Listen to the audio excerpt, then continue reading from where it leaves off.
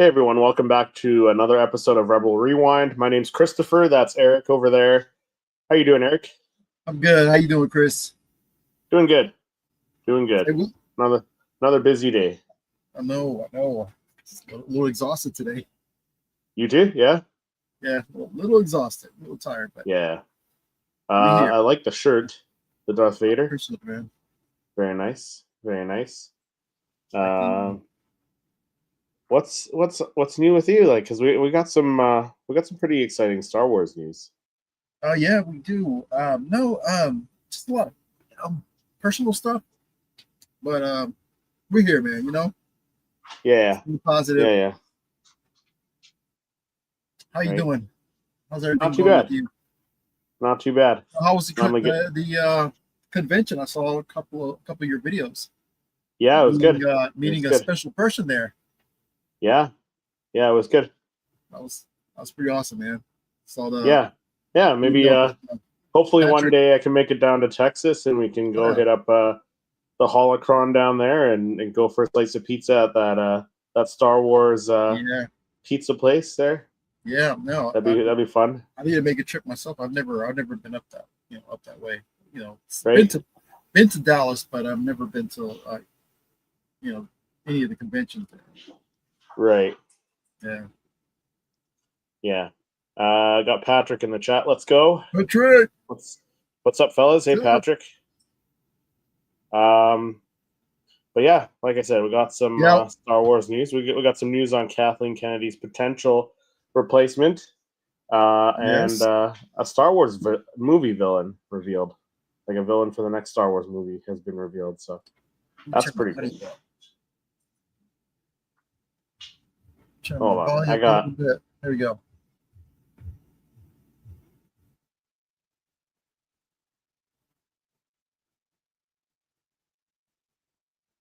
Everything all right there, Chris? Yeah, I just got the dog. Hold on, I'll be right back. Yeah, no problem. Sorry. you got the floor for a moment. Okay. Yeah, no, it was pretty cool. I was checking out Christopher's video from the it wasn't Edmonton, but it was in the east side of Canada, meeting up with Patrick, which was pretty cool. Yeah, I mean, it'd be kind of cool to meet up with some of these. Sorry, I had to kick the dog out of the room here. Oh, okay. Yeah, I was just saying it would be kind of cool. Yeah, to meet up with NFCC. some of the people. Yeah, NFCC. Yeah, that was a cool video, man. Excited for the tea. Yeah, and Patrick's been the tea, spilling the tea. You haven't heard that expression? No. Really? No. Oh man, now I feel old. like sharing the details, the rumors, spilling the tea. Spill the beans. I heard that. Yeah. Let's start off with our pretty good stories with our rapid fire. Yeah. Segment. Rapid fire. All right, so we got a little bit of information here. Tony Gilroy and Alan Tudyk recently toured Lucasfilm, highlighting the collaborative efforts behind Andor Season 2. This is going to be a short one for today. And also celebrate 20 years of Star Wars Revenge of the Sith with Father's Day at the StarWars.com website. There's a gift guide there where you can where it features various merchandise related to the film, including Darth Vader Citizen Timepiece, Revenge of the Sith Crocs. Who doesn't want Revenge of the Sith Crocs? Exactly, right? Philip sets, Funko Pops, Battle, the Mustafar drinking glass. Those were pretty cool. That'd be a nice one to add to the collection. And action figures, it was the Commander Cody T-shirt, Lego sets, pop-up cards, and golf clubs head covers. So yeah, it's pretty much a short, rapid fire news, but a couple of things. Yeah, got a couple things for sure. And then on to some bigger news, like we mentioned, the successor to Kathleen Kennedy, her replacement Yes. Or a couple people are set to possibly fill her shoes there at Lucasfilm. This is juicy. Yeah, so Star Wars, Dave Filoni and Carrie Beck are expected to take over from Kathleen Kennedy at Lucasfilm. It seems that the recent rumor that Lucasfilm was positioning Dave Filoni and Carrie Beck to take over as the new co-CEOs when Kathleen Kennedy steps down was accurate. Amid persistent rumors that Kathleen Kennedy intends to step down as CEO of Lucasfilm, THR is claiming to have confirmed that the controversial exec is indeed set to pass the torch, but not until shortly after Bob Iger's departure. After Bob Iger does the same, so when this might be is not clear, but insiders believe it's highly unlikely that either of them will still be in their respective roles by the time the next Star Wars movie, The Mandalorian and Grogu, hits theaters next May. In preparation, the studio is reportedly eyeing 2 potential candidates to take over from Kennedy once she does decide to step aside. According to the trade, the current thinking is a scenario where Chief Creative Officer Dave Filoni and production head Carrie Beck, both Lucasfilm vets, take co-head roles. So Filoni is still highly regarded in the Star Wars fan community, but not as popular as he may be. Many seem to feel that he's the wrong man to run Lucasfilm. Filoni's animated projects were incredibly successful, but the live-action Disney Plus shows he worked on were less effusively received. Some at Lucasfilm and Disney feel that he might be too steeped in the Star Wars lore and risks steering a show into dense mythology that loses the broader audience, which that kind of makes sense to me because he is deep into the lore there, and like watching Ahsoka, like there's a lot of lore, there's a lot of mythology that he's going into there. So I get that. So the quote, or a quote by another Lucasfilm insider said, he's not the Andor guy, he's the Ahsoka guy. So like they want to have like a broader audience too, right? So it does make sense to me that maybe he's not the guy for the job. But it's like being told you're overqualified to do a job, right? I think that's what they're pretty much saying. He's too qualified, or yeah. Or no, like maybe they're gonna have like Carrie Beck reel him back or something. Yeah. Well, I mean, you know, there's discussions about the fact that maybe he, you know, if he's the co-president or however they say it, but that he may be okay. I was going with something. You had something and you lost it. I had something and but I mean, that they were saying that he's too much of a creative person to be put in that position, rather than having him being somebody who's producing stuff or creating stuff rather than somebody around the desk. I kind of get that argument, but say somebody's like too overqualified, I don't know. Yeah. So Kathleen Kennedy was quoted saying, and this was from a while ago too, when she squashed the rumors that she was retiring.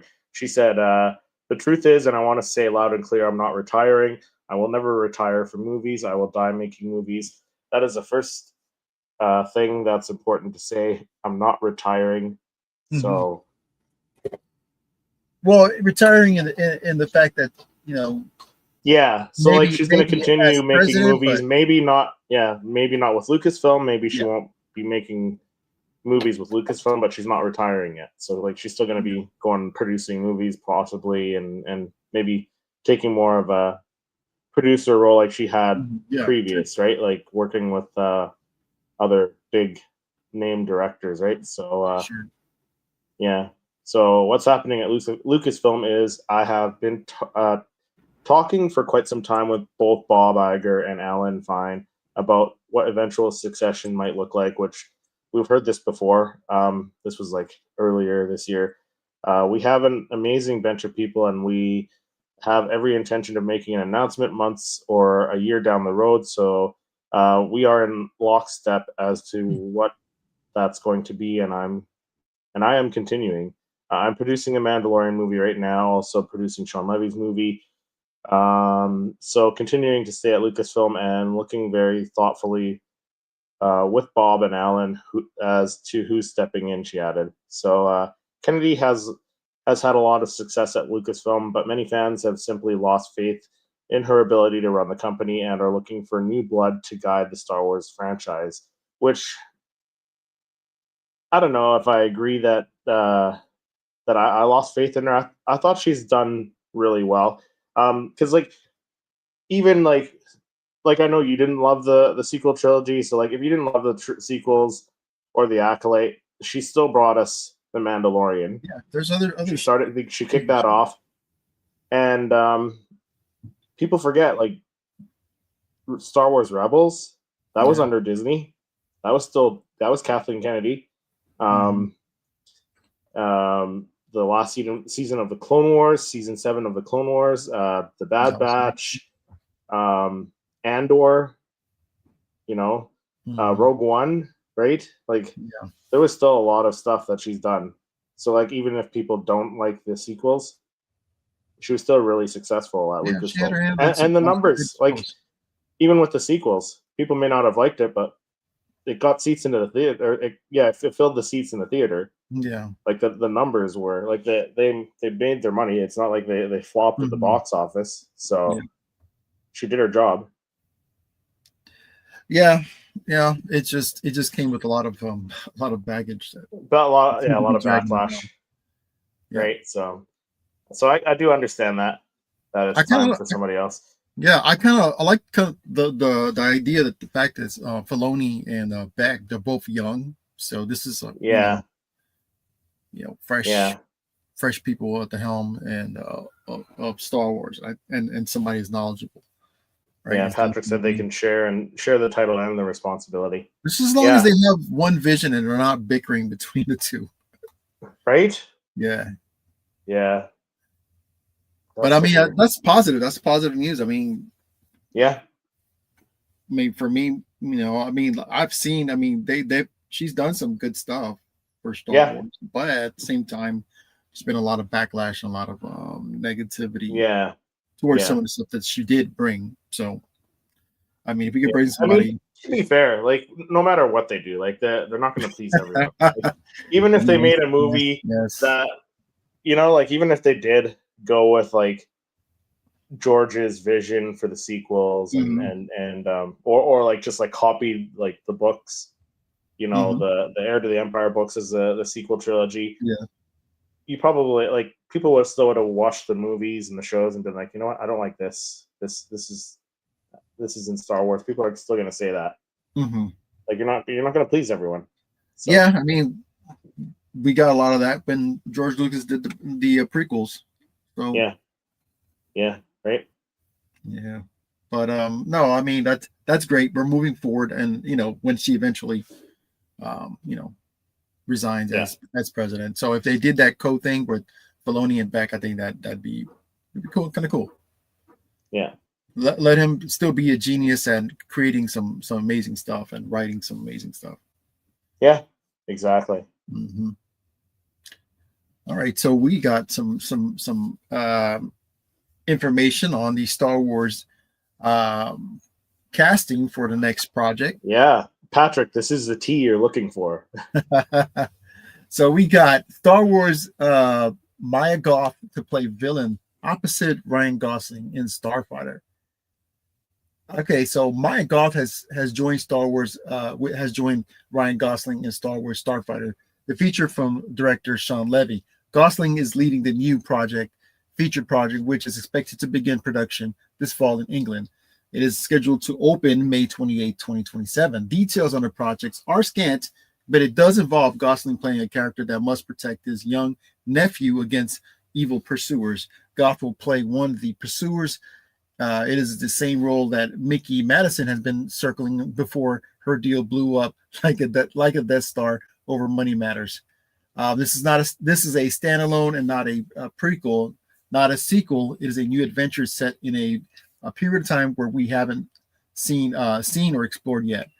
Levy says in April Star Wars Celebration in Japan, Goth earned accolades and featured a fan base thanks to starring in T. West trilogy of horror movies, including X Pearl and Maxine. She also played several roles in stories set in the 1910s, 70s, and 80s. She will next be seen in Guillermo del Toro's Frankenstein, starring Oscar Isaac, a fellow Star Wars actor. Yeah, and Poe Dameron. yeah, Great. and Jacob Elordi, and has a mystery role in the Christopher Nolan's Odyssey film. So that's exciting news. I think she's got the acting chops for sure. She's got the acting chops, and I gotta say, like Christopher Nolan's The Odyssey, like they're getting a huge cast. I know. I mean, that sounds incredible. That the whole thing. I kind of get a lot of like the way she kind of looks. Kind of reminds me of Ivana Sakno. What's her name? Shinhati. Shinhati. Yeah, she kind of gives me that Shinhati vibes. She's got that, I don't know, look about her. I can see it. So that I think that'd be a nice little team up, with Ryan Gosling, and this being the villain of that film. So cool. Yeah, I think that could work out. Yeah. As you were reading this, I was thinking like, okay, because like I'm sure you've probably seen some of the theories where people were like, after watching Andor, who's the baby, or is it Poe Dameron, and they squashed that rumor because Poe Dameron, who was also born on Yavin, was born I think like 2 years after the Death Star. I think 2 years BBY or ABY. I mean after the Battle of Yavin. Mm-hmm. So, but who's to say Ryan Gosling's character isn't Poe Dameron's brother? Just saying, or stepbrother. If there's some maybe some connection, because they kind of do that. Yeah, like because they're gonna have like connections, right? They're gonna have connections, and even if that doesn't turn out to be the case, like I'm positive that you're gonna have Poe Dameron show up. Like the movie's called Starfighter. You're gonna have one of the best pilots in the galaxy show up, right? And have like some small scene or something, right? Yeah, and this or Wedge possibly. Yeah. We're also talking about in one of your stories about a possible or a person from the sequel trilogies making an appearance possibly on this film.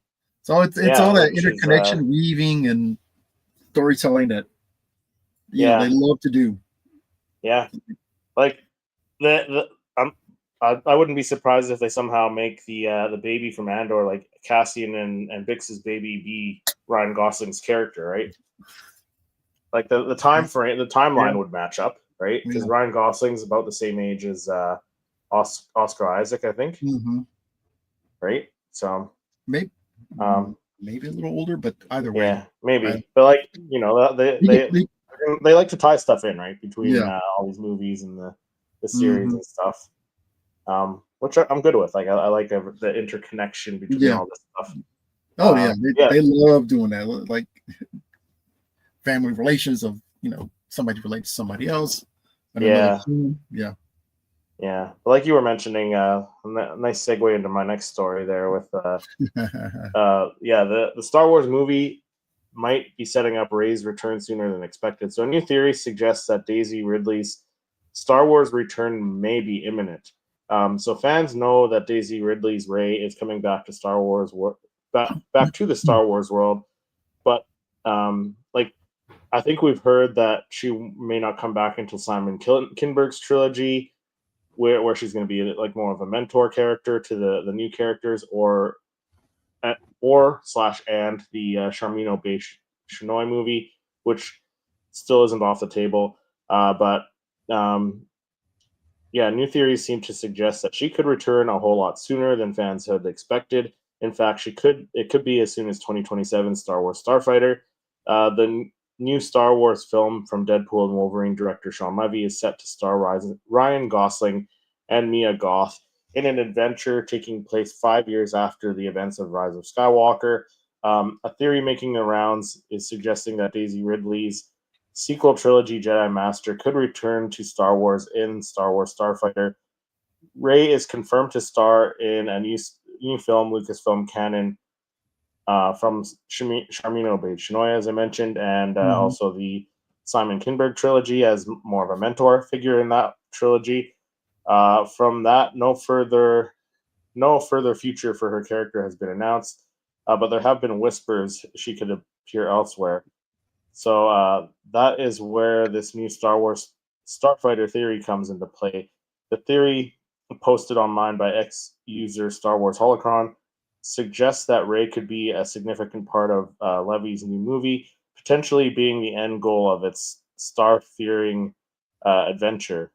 Aside from Ryan Gosling's involvement and a new casting information of X and Pearl actress Mia Goth as one of the film's villains, information on Star Wars Starfighter remains scarce, but putting together some of the pieces we do have could suggest the return of Daisy Ridley's iconic Jedi hero in the movie. As I mentioned, it takes place 5 years after Rise of Skywalker, following Gosling's hero as he protects his young nephew from two terrifying pursuers. And there have been rumors suggesting it could include characters from the sequel trilogy. Pair that with subtle lightsaber hum included at the end of the movie's official reveal at Star Wars Celebration, and rumors of Ridley's character being a part of several Star Wars projects in the future, and it all could be leading back to Rey. With this in mind, the theory asks, what if this mystery nephew character is a Force user and Gosling's hero travels the cosmos with him to get him to Rey's new Jedi Order? Which, you know what, I would be fine with that. To be honest with you, right. I would be good with that. Star Wars Starfighter was officially revealed at Star Wars Celebration earlier this year, so yeah, we know that stuff. So yeah, I don't know. I would be okay with that. Like if Ryan's trying to get his Force sensitive nephew to raise a new Jedi Order, like that could be cool. Yeah, that sounds like it. That would be like a decent plot. Then like, do we have Mia Goth and this other uncasted role being like the two villains chasing him? Could they be Inquisitors? New Inquisitor or something, right? Like, yeah, there's lots we can speculate on. Yeah, because I was thinking, it's like, well, okay, the Sith, with Palpatine being dead, it's over. Yeah. So I have no idea where they're going to go with it, but there's always going to be somebody in the dark realm. Yeah, somebody hiding, right? Yeah. Like somebody was probably just waiting for Palpatine to finally be gone and like come out of the shadows too, right? Yeah. What's up, man? Thanks for hopping in the chat. Yeah, like we're gonna have so many theories about this next movie, right? Like with where it takes place. Oh yeah, the theories begin. The theories begin. Yes. So, but yeah, I don't know. What do you think? Would you be cool with that kind of storyline? Like if Ryan was like trying to save his nephew from Inquisitors who are chasing him, or like Patrick just said, like could be space pirates. Maybe the villains are space pirates. Oh, there you go. Right? Space pirates and bounty hunters, but who's paying for bounty or his bounty? I mean, could Hondo Ohnaka show up then? Like, would Hondo be alive? I'm pretty sure. Hondo, I think his race, they just lives for a while. He lives. They have long lifespans, I believe, too. Yeah. So, like, all sorts of speculation now. See, we didn't get him in the skeleton crew. Come on. No. Right. So let's get him somewhere in the film. Yeah, and with the kids growing up so quickly, like they could bring the kids in in this film too, as Yeah, post sequel trilogy. if they were to, yeah, I mean, if they were to do that, that's what I kind of thought where they were going to go with the that movie, the final movie where it's going to be like that. That The whole Dave team. Filoni, yeah, I think Yeah. that's what they're going to do with that too. Yeah. Patrick says maybe the Nihilists reappear, the bad guys from the High Republic. I mean, you never know, right? Lots of speculation and theories. Oh yeah, we have that other galaxy still out there. Yeah, I mean that hasn't disappeared unless they destroyed it, like at some point before the sequel trilogy. But I doubt it. So yeah, there's a whole other galaxy of bad guys, different dark side force users, and stuff like that, right? Witches, all sorts of stuff. For sure, it's a vast galaxy. Yeah. Right. No, I mean it sounds like it's a decent plot for a movie. I mean, it's kind of writes itself. Yeah, it's not a bad theory. No, it's not. Right. I kind of dig it because I mean, you know, she's the new master.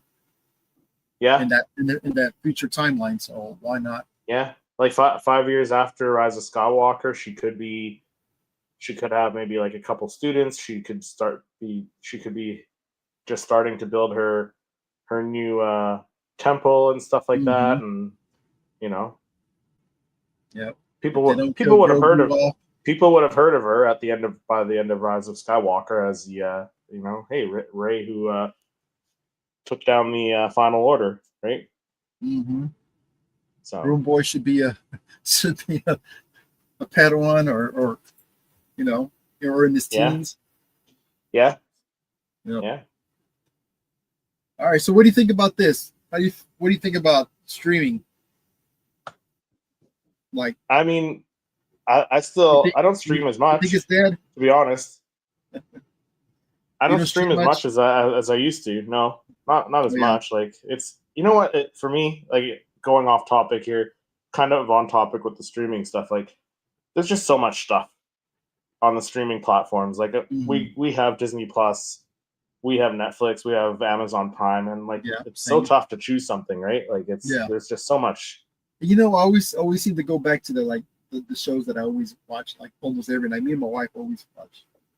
Yeah. Like, we always go back to the same one. But I mean, it's cool to see like new films and so new series that comes on a certain platforms. Mm-hmm. So I'm not 100% sure on this story here, but streaming is dead. Disney waning appetite for big budget production, dodging creator of popular Star Wars series Andor. So Tony Gilroy, Tony Gilroy reveals he had to fight tooth and nail with company executives to bring his second season of the critically acclaimed Star Wars series to life. As Disney told him he didn't have the money we had before. All told, the 2 seasons and 24 episodes of Andor, the best received Star Wars series on Disney Plus, cost $650 million to produce. That was at least the message Walt Disney manager wanted to impart on Andor's acclaimed creator, Tony Gilroy, when he began filming the past 12 episodes for the $126 million Disney subscribers. So he says in season 2, they said streaming is dead, but we don't have the money we had before, as he told the ATX television festival in a comment. All told, the production cost for the 24 mostly hour-long episodes across 2 seasons ran $650 million. Continue on to this other section. Disney did not respond to a Fortune request for comments, but ever since Rian Johnson's hugely divisive Last Jedi 8 years ago, Lucasfilm has struggled to win fans of George Lucas's epic Star Wars trilogy back to the rich universe. A feature film hasn't hit theaters since 2019, The Rise of Skywalker, and disappointing conclusions to Rey Palpatine's saga. So the turnaround at Disney's direct-to-consumer streaming operations. When entertainment giant first launched its streaming service in 2019, money was no object, as CEO Bob Iger needed more and more content to chase subscribers into the race and larger rival Netflix. But after a series of expensive flops, including Lucasfilm's own fantasy series Willow and the Acolyte, set in the same Star Wars universe as Andor, the cash Disney was throwing around began to dry up. So they're talking about lately of them cutting back as many streaming series as than they wanted to do. They have more things on they wanted to do, but they've been cutting a lot, like slashing a lot of the project they've been working on. But and I kind of agree with this in a way, not that it's dead, but the fact that they want to bring people back into the theaters, and I'm totally for that. But they don't have the money like they used to be able to throw at shows, and that's what they were giving Tony Gilroy just a hard time to do season 2. But I'm glad they was able to get the money for him to do the series. Amazing series. Season 2 was epic. It was brilliant. It was brilliant. But especially the last few episodes, that was peak Star Wars for me. Oh yeah, it was like a perfect setup for Rogue One. Yeah. Rogue One. Yeah. But profitability, you got to think about what's going to be best for the company. And I totally agree with the fact that streaming is not it. Bringing people to the theaters is still it's back to the roots of Star Wars. Like that's how they started, right? At least 100 years going to the theaters. That's what brings in the butts right there. Yeah, it's cool streaming stuff, but we talked about them. I think on the show where they mentioned they wanted to cut back and do like one series a year. I'm fine with that. Do one series a year. Put out like a movie every 1 or 2 years, something like that. Like I'm not like, as long as you have the time to develop the movie and have a good story. Like don't rush into it, But give us more movies. One series, one series a year, and one animated. Animated. Yeah. Right. I think that's the way to go. Right. Still have the streaming for people to get backstories on these other side characters and stuff like that, right? Or test the waters with new characters and then bring them into the movie somehow, right? Yeah. So I think that's the way to go. Yeah, no, I mean, it's looking at the money wise, it's like that just makes sense to just start, bowing out or not making as many series. Put that money towards so we can go to the theaters and watch Star Wars. Yes, which we will be going back to theaters in less than a year, which is exciting, right? With the Mandalorian and Grogu. So yes, sir. So next we got what happened there? Oops, page not found. There we go. Let me just. There we go. So Star Wars confirms 9 major Andor characters are still alive during Rogue One. So Andor tees up Rogue One in an exciting way, keeping many of the key players alive. A heavy handful of key characters from Andor were confirmed to still be alive by the time the events of Rogue One begin. This update comes directly from the latest installment of the Star Wars franchise, offering fans new insight into how the timelines of the two stories align. So by the end of Andor Season 2, several familiar faces are still alive as the timeline catches up with Rogue One, while key players like Luthen Riel and Lonnie Jung don't survive the series. Many others go on to play pivotal roles in the original trilogy era. Some become central to the rebellion's efforts in Rogue One and A New Hope, while others quietly fade from the larger Star Wars canon. Andor is now streaming on Disney Plus, which we all know that. So Cassian Andor obviously is still alive and leading up to Rogue One. K2SO as well. Vel Sartha is still alive, and we don't see her in Rogue One. So could she show up at some point, maybe in the Mandoverse era? That could be interesting. Willem Pack, Wilmon Pack is still alive at the end of Andor. Again, we don't see him in in any of the other, like in Rogue One. So again, could he be out there still and like show up later in the timeline? Clea, which I would really like to see Clea show up later in the timeline, right? Yeah. Bix Colleen, that's another one. Like, I feel like they left us with that cliffhanger with Bix and the baby, and like bring her back, even if it's like a flashback. Like I said, like if it turns out that Ryan Gosling's character is Bix and Cassian's baby, because like the time kind of lines up, and he would be about Ryan Gosling's age in the sequel trilogy era, like the post Rise of Skywalker. Maybe we have like a flashback or something with a young Ryan Gosling character and his mom or something, if that's the case. Dedra Miro is still alive, locked up on the prison there on Narkina 5. So that again, like that would be an interesting one to see her story. Like maybe she escapes from the prison, hanging out with right? Like with Kino, hanging out with Kino Loy. Yeah, Kino couldn't swim, and we didn't see him in Andor season 2, so he must have just stayed on the prison. They probably just put him back in the cell, right? Yeah, probably.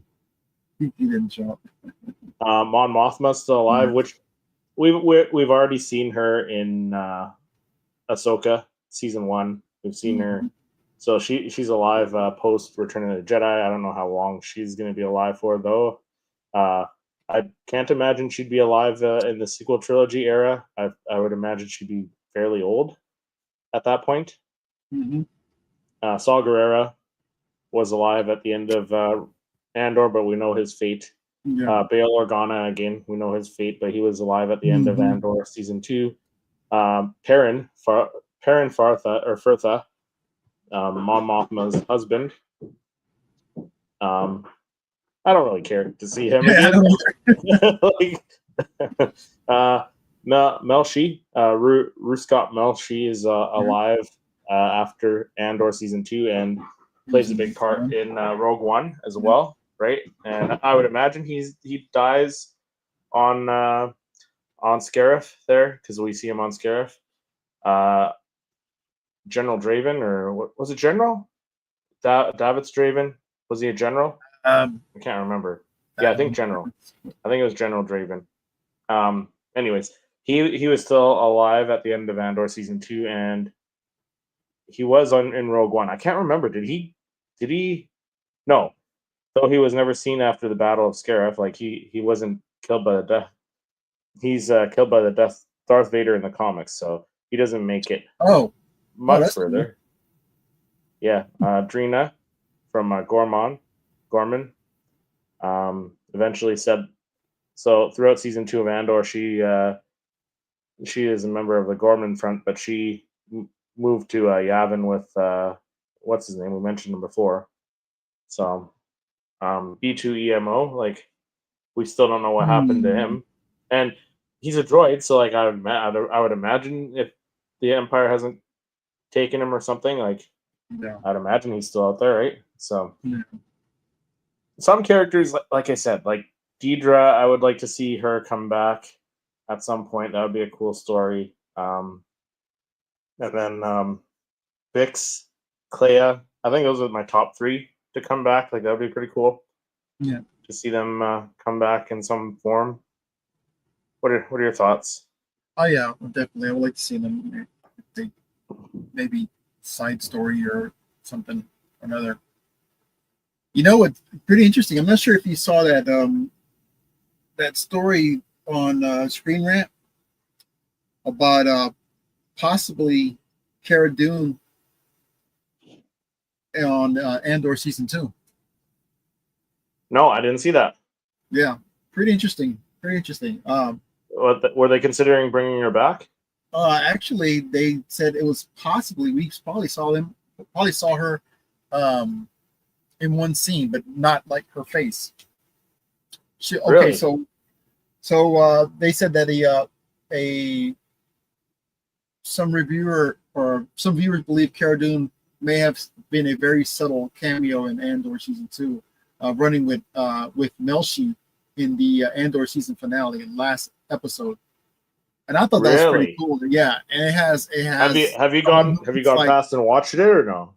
I saw like a little clip. It's like very brief, like a split second, where you Yeah. have this soldier like that looks like Cara Deen, not that look face wise, but her body, and she's running away from the camera, and you only see her arm. The only thing is that she doesn't have a tattoo, which makes me think, but the shock I trooper mean, that would, tattoo. But yeah. I mean, I guess that could make sense why, like, maybe she hasn't gotten the tattoo yet until yeah, after the fall of the rebellion. well, I mean, it looks like her wardrobe. I mean, her clothes are cut off. Oh, really? I'm gonna have to take a Yeah, look at that. I'm pretty gonna have to interesting. watch Pretty that. interesting. Yeah. So I mean, if this was meant to be Cara Dune, I think that's awesome. Yeah, Pretty that's cool. cool. Yeah. Maybe a story for next week or so. Right? I might have to look into that. That sounds cool. Yeah. But yeah, I think. Oh wait, Good stuff today. Patrick say? You can see her in Yeah. teal blue and long hair. Okay, I didn't see that. Yep. I thought that was an she Easter has her egg. cut off. Okay, now I'm curious. Now I gotta look this up. Maybe you can find it on YouTube. I'm sure it won't, like, there's no audio to copyright or something. It's like very briefly, and it kind of has her body, her build. So I thought that was pretty interesting. I ran into that story like a couple of days ago. Yeah. Okay. I'm trying to find a video that I can share.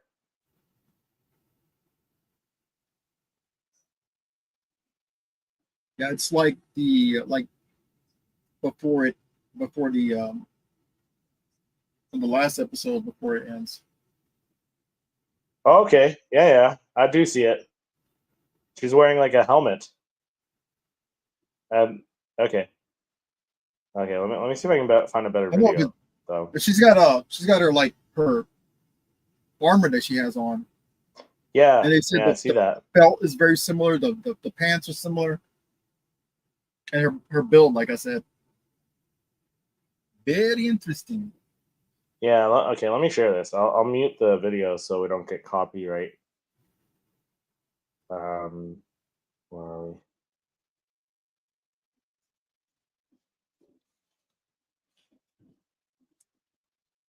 Mute.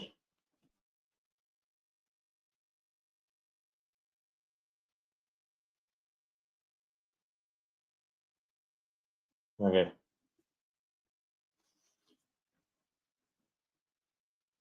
I mean, it could be, right? Do what now, No, Chris? I know. It could be. You watched it? Yeah. Oh, sorry. I'm not even sharing my screen. I'm like, what are we looking at? There we go.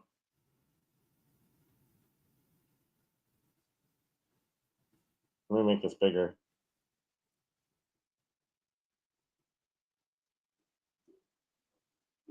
Yeah, I don't think I noticed this before, but like it looks like there's a few. If that's what they are, rebel shock troopers. It looks like there's a few of them. I mean, it could be, right? Yep. She's got her build. Same outfit. Even the armor looks. Yeah. Looks so much like her. Yeah, that's okay. I didn't see that one. Yeah, you can see the teal blue and the long hair. Yeah, it's totally her. Yeah, I agree. I think it's her. But it looks like there's a few shock troopers there too, right? It looks like there's a few of them running with her. If you look at the clip, like it looks like there's some other troopers. You can see their legs. But yeah, she's on screen long enough where like you can. I don't know how I missed that one. Did you catch that on the first watch? No, I didn't catch it on the first. No. I didn't either. Yeah, that's got to be her. I would imagine that's her. Yeah. That's crazy. To be honest, though, like that's another character I wouldn't mind if they brought her back. Yeah. Like, yes, please bring her back. I mean, and politics aside, man. Yeah, like I think bring Gina back. Like, hashtag. She is Cara Dune, right? Like, yeah, she said some stuff that people didn't agree with, but a lot of people say stuff that a lot of people don't. A lot of people say stuff, and a lot of people say stuff a lot worse than what she said. Yeah. Right. I agree. So bring her back. I think it's time. Like, and we had that story. Like, didn't they settle that? Yes, she won. Right, and she won. Right, so she can come back. I mean, yeah. The question is, would she want to? That's another. Would she want to? Right. I know. I mean, I would if I was her, just to be like, yeah, just to, hey, you guys lost. I'm back. You know. You don't like it? Too bad. Yeah. Right. Fans want me. Right. The fans do want her. Mm-hmm. But I think that'll do it for this episode of Rebel Rewind. Some juicy news, some good tea, as Patrick said. Must be a northern thing. I don't know. Like, I've heard it. I've heard that expression. You've never heard the expression "spill the tea." Spill the beans. That's just... Yeah, spill the tea. Yeah. I guess that sounds a little bit more cultured than spill the beans. Yeah, maybe. But yeah, that'll do it for this episode. Thanks everyone for joining us this evening in the chat, and we'll see everyone next episode.